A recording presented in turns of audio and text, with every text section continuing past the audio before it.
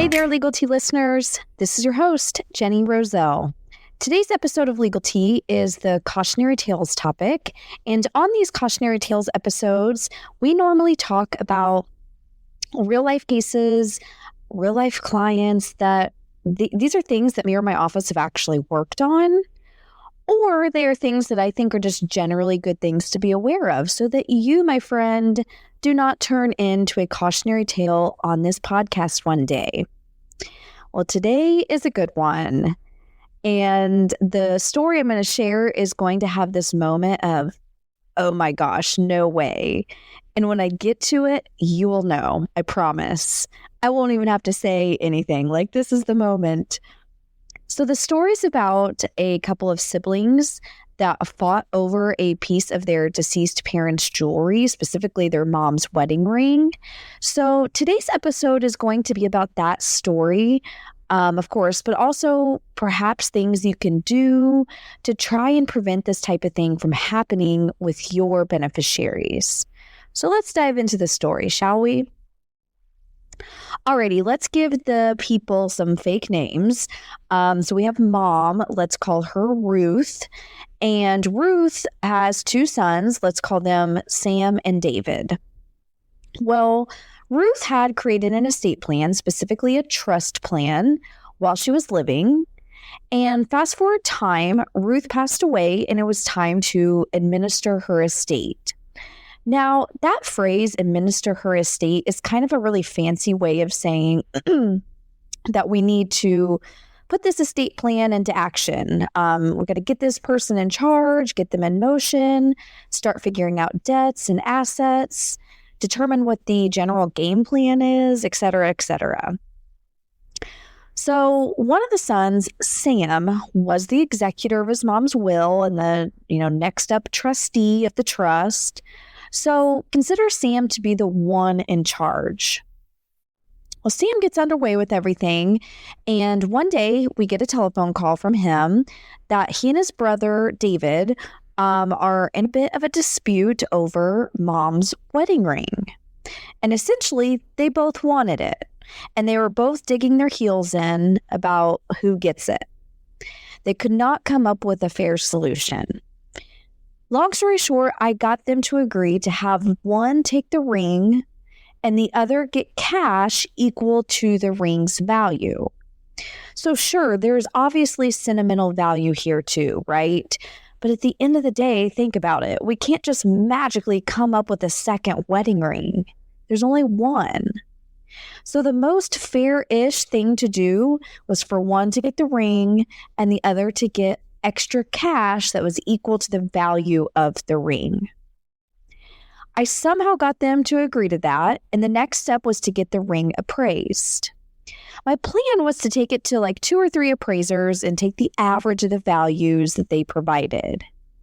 And I further shared that rather than them bickering over like, oh, well, that's Sam's appraisal contact or vice versa, I said, I'm going to take the ring, guys, and I will go get the appraisals, and I will come back to you with what I have found out, the appraised values, etc. And they agreed to that. So I marched my happy little self to a well-respected jeweler in the area that is also well known for helping with the appraisals in especially estate cases as well. So I drop in, I share what's going on, and that I needed an appraisal done for an estate case. They said it would take like a day or so and would call me when they were done. And I was like, okay, great. And I left.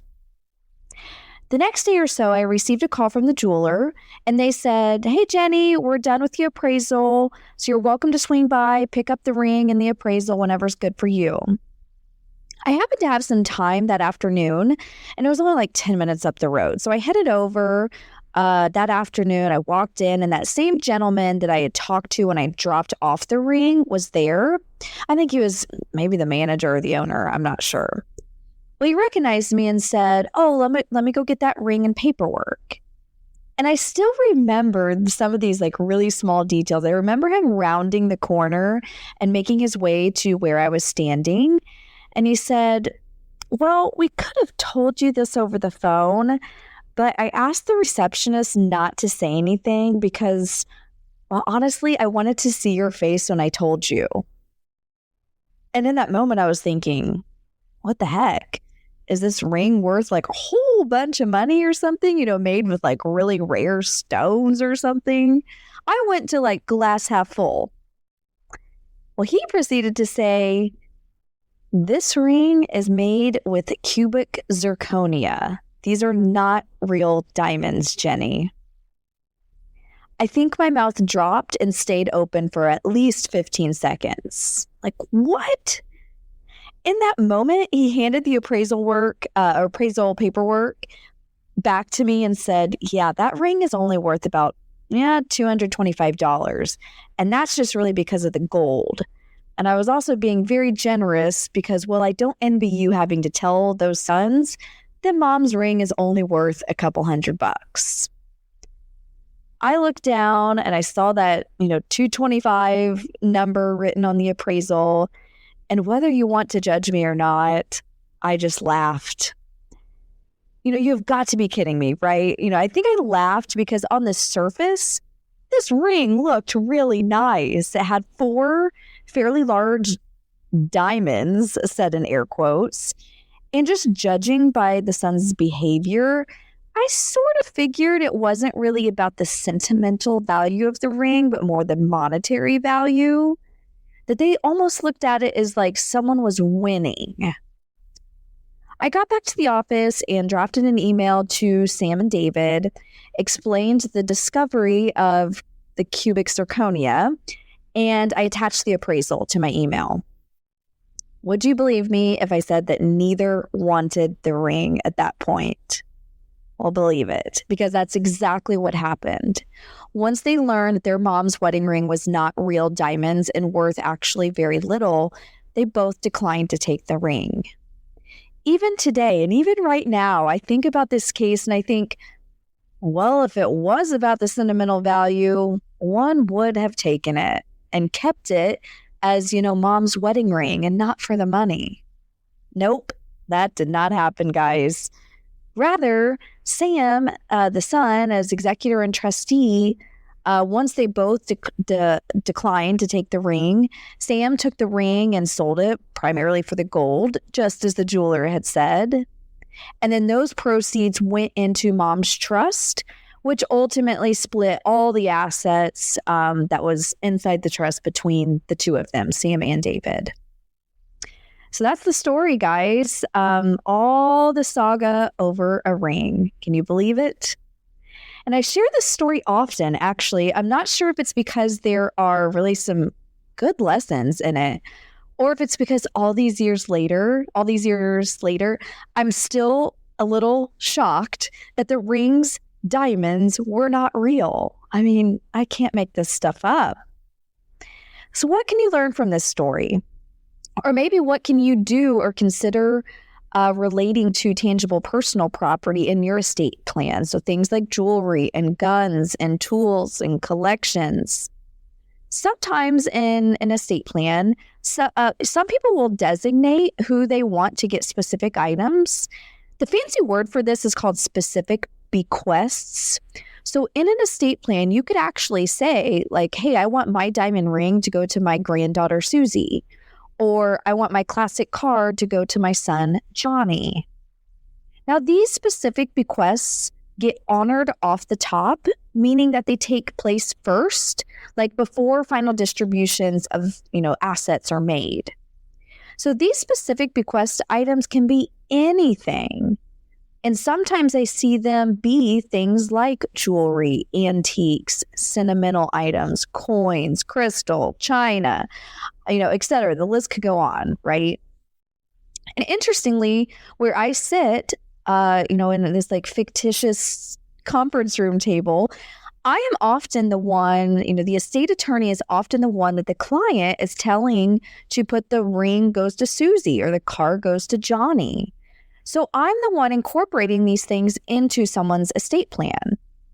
But say they don't maybe someone doesn't have any specific wishes or specific bequests on items.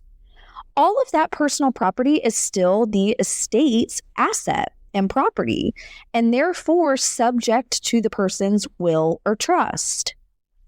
So, fast forward some time and the person passes away. As part of the executor or trustee's duties and responsibilities, they have to deal with your stuff in your house or condo or apartment. And that was the case, right, with the story on this episode. Mom Ruth, she didn't have any of those specific bequests. She just said, what that means is that her personal property, which included her wedding ring with cubic zirconia, just had to be dealt with by her son, the executor and trustee. So something to know and take away from this episode is that, needless to say, stuff inside or outside your house is definitely related to my estate and elder law world, whether it has monetary value, sentimental value, or no value. It's all still part of your estate, even if it's worth 5 cents. Still part of your estate, my friends. And also along these lines, I also find many, many clients that think some of those items are worth mega bucks. And mega means different things to different people. People think that personal property is worth a lot. And studies show more and more and more generations do not give a hoot about this stuff, leaving it to result in like fairly low value and sometimes completely valueless. And it's something I see over and over and over. So dealing with personal property in your estate plan is hard. It's like, well, I could, specify who I want to get what and try to eliminate fighting. But if you do that, also consider a backup person in case that first person does not want the items. Or if you say, oh, I'll just let them figure it out when I pass away. Sometimes, a lot of times they do, and it works out just fine. But sometimes they don't, and it results sometimes in hurt relationships and sometimes extra legal fees. And one last super quick thing on this whole topic, I'm also seeing more and more clients give these kind of personal property items to their family and friends while they are still alive. And they do it so that they can see them enjoy it or wear it, if it's jewelry. I just had a meeting, I'm not kidding, yesterday, where the dad teared up in my conference room during the meeting when his son, who was wearing a necklace that his dad had given him, dad had said, I decided to give them some stuff now so that I can see them enjoy it while I'm still living. And that's so sweet, right? Alrighty, let's wrap this episode up and shift to a sneak peek of next week, which we are circling back to the current trends topic, where we talk about things going on currently that impact my estate and elder law world, or maybe they're things I've stumbled across on the news or social media that are relevant to this podcast. Well, on next week's episode, we're going to talk about a story I stumbled across regarding Sharon Stone. Well, if you don't know, she had a pretty significant, or maybe you just don't remember, she had a pretty significant health event in 2001. And it's just now being released that at that time, a significant chunk of her money, like to the tune of around like $18 million, got squandered away due to supposedly, as she says, people taking advantage of her at that really crucially precious, risky, exposed, I could probably keep saying words, time of her life. So we will dive into that story next week, Legal Tea listeners. So until then, be well and talk to you next week.